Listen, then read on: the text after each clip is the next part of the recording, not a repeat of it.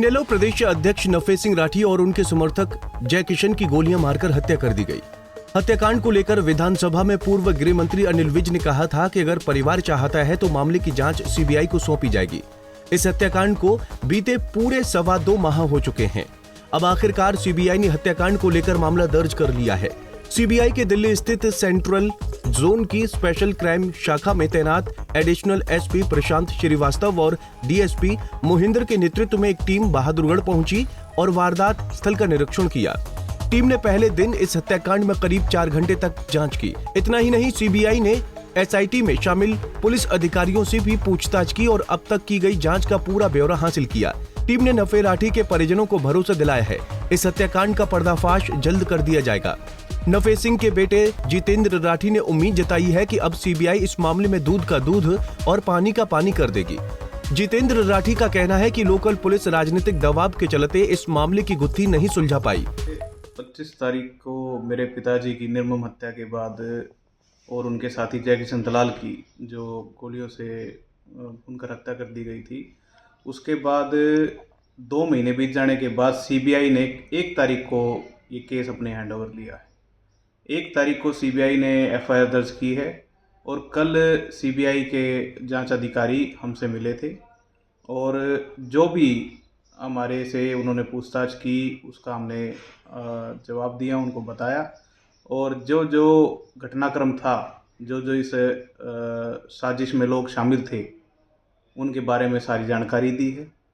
और सीबीआई से भी यही मांग की है कि भी आप किसी, जैसे यहाँ की पुलिस राजनीतिक दबाव में कुछ कार्रवाई अच्छे से नहीं कर पा रही थी। 2 शूटर पकड़ने के बाद ना तो जिनके ऊपर एफआईआर दर्ज है उनका नार्को टेस्ट करवाया गया, ना उनको गिरफ्तार किया गया, तो कहीं ना कहीं इसमें राजनीतिक दबाव पुलिस के ऊपर दिख रहा था।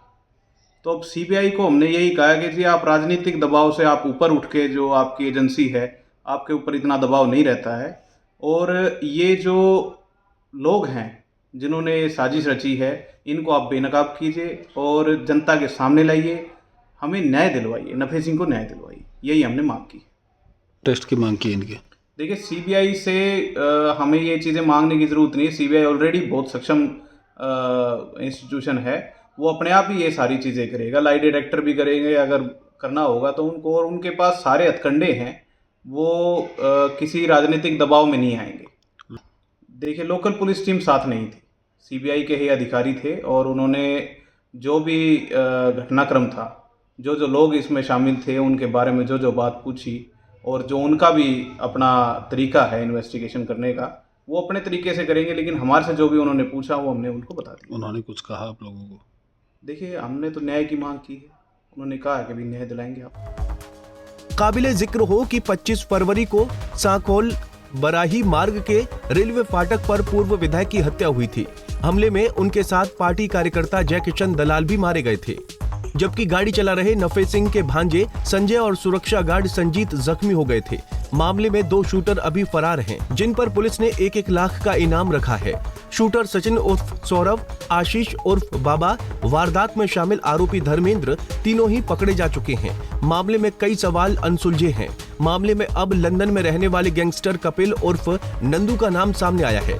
अब देखना होगा कि जो मामला पुलिस को सवालों के कटघरे में खड़ा कर गया, उस मामले में सीबीआई क्या चौंकाने वाले खुलासे करती है। बहादुरगढ़ से प्रवीण कुमार धनखड़, पंजाब केसरी टीवी। हमसे जुड़े रहने के लिए हमारे YouTube चैनल को सब्सक्राइब करें और नई वीडियो की नोटिफिकेशन के लिए बेल आइकॉन को दबाएं। अगर आप ये वीडियो Facebook पर देख रहे हैं तो लाइक जरूर करें और ज्यादा से ज्यादा शेयर करें। धन्यवाद।